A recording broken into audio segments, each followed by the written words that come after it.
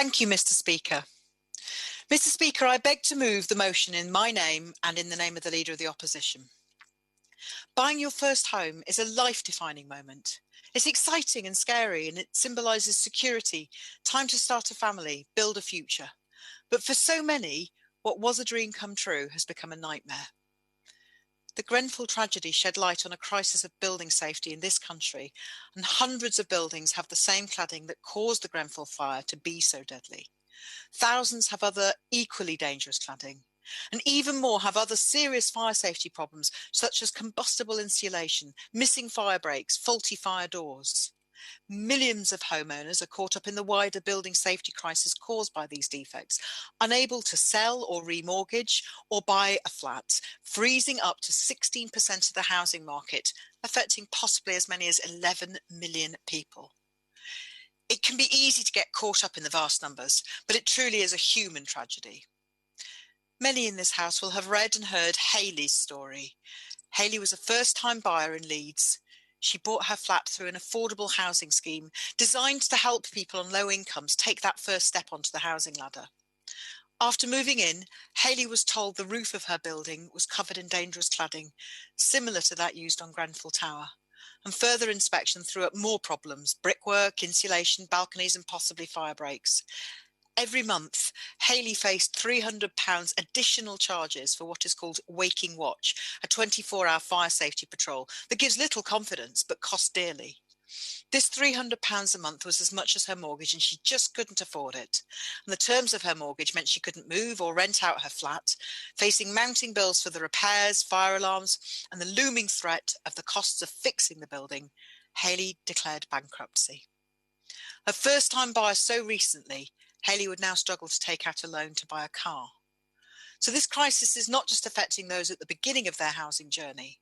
An elderly constituent of mine wrote to me recently who wants to move out of his flat into a home that better suits his mobility needs. But his block doesn't have dangerous cladding on it, but misguided advice from the government means that he can't get a survey to prove that. So his home can't be mortgaged, so he can't get a buyer, and so he can't move into a home where he can be comfortable. This situation is reflected across the country. People being forced to pay more than they can afford for a problem they didn't cause, some so much that they cannot keep their home. First-time buyers getting on the housing ladder to secure their future, people trying to move up and start a family, people approaching or in retirement wanting somewhere smaller, key workers such as NHS junior Dr. Will, also in the media today, working on the COVID frontline in Sheffield and facing costs of £52,000 and doubling service charge each month and a skyrocketing insurance costs. Housing associations, councils and their tenants and everyone in between.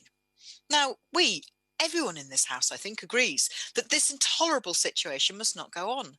People cannot continue living in unsafe homes. Leaseholders should not face mounting bills for a crisis they didn't cause. Labour's motion today expresses three simple principles, which we hope will receive endorsement from across the House. First, the government must urgently establish how much unsafe cladding there is, where it is, and what danger it poses. It is extraordinary that 3.5 years on from Grenfell, they still don't have such basic information. Immediately after Grenfell, the government could have done as Victoria and Australia did, set up a task force to establish the extent of dangerous cladding, prioritise by risk and ensure enforcement against those who refuse to undertake the work. And we're calling on the government to do this today. Many leaseholders are discovering that there's a shortage of engineers and fire safety specialists needed to carry out inspections and works. The Victoria Task Force manages the supply chain, ensures it's directed to the buildings that are most at risk first. They've also prioritised safety by ensuring that the highest risk buildings are fixed first, rather than the first come first served approach the UK government is currently taking. The second principle is that people's homes should be made safe as soon as possible. Where there is dangerous cladding on buildings or other serious fire safety problems, this must be fixed immediately. All big players in this crisis have spent the last few years pointing fingers and avoiding responsibility, and the government has called on building owners to do the right thing, but there's nothing to prevent building owners from passing on the cost to leaseholders, and indeed in many cases they have a fiduciary duty to do so. And leaseholders simply can't afford it, and they simply shouldn't have to. If you bought a new car, which turned out to be dangerous, you wouldn't expect to be told to take out a loan of tens of thousands of pounds to pay for it, often more than the price of the original car. And this is people's homes. The stalemate we have now is leaving hundreds of thousands of people stuck in flammable buildings. And the only way to make homes safe is for the government to provide upfront funding to make that happen. And finally, the cost of this work should not fall on leaseholders or taxpayers. Residents caused this crisis. They bought their homes in good faith, only to find themselves victim to years of corporate mispractice, government inaction and broken leasehold system. Government ministers have promised at least 15 times that leaseholders would not bear the cost. But recently, this language has shifted to say they shouldn't bear unaffordable costs, and there's talk of loans. Labour's motion calls on them to reaffirm and put substance behind their original promises to leaseholders. But neither should the taxpayer carry this. The government should pursue the dodgy developers, cowboy builders, manufacturers of flammable cladding through legal action. That's the polluter pays principle. And where laws need to be changed to make that easier, we should do so. There's precedent for this already in Australia. Many councils and social landlords as well are currently being stung for the costs of the remediation. They've been set two impossible tasks by government: build to the building targets they've set, but at the same time carry out expensive fire remediation without passing the costs on to hard-pressed tenants. This must also change. Mr. Speaker, I am a member of Her Majesty's opposition, but I'm not here to score party political points. We know there are at least 34 Conservative MPs who agree that leaseholders shouldn't pay for these costs, and I'm sure there are many more who haven't yet said so publicly. I commend in particular the work of honourable members for Stevenage and for Southampton Itchin on the fire safety bill, whose amendments to that bill seek to protect leaseholders and push the government to take action. We've put down our own amendments that build on theirs, fill in some gaps. But the government has not said when the fire safety bill will come back, and the end of this parliamentary session is rumoured to be fast approaching. The government may say that opposition day motions are not binding, but that is actually up to them if they choose not to be bound by the sovereign will of the country's elected representatives in this House.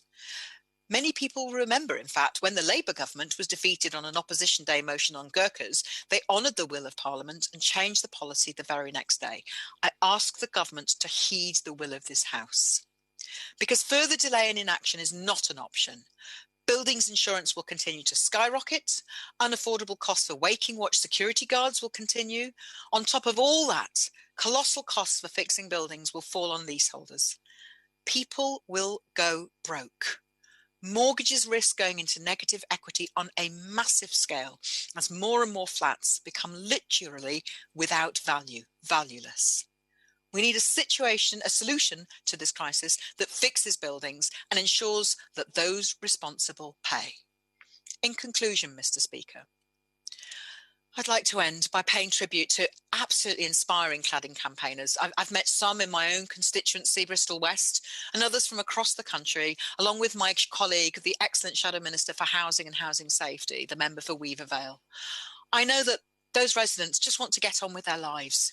It's testament to all of them that they keep campaigning. And so many MPs tried to get on the speaking list for today. They couldn't all get on.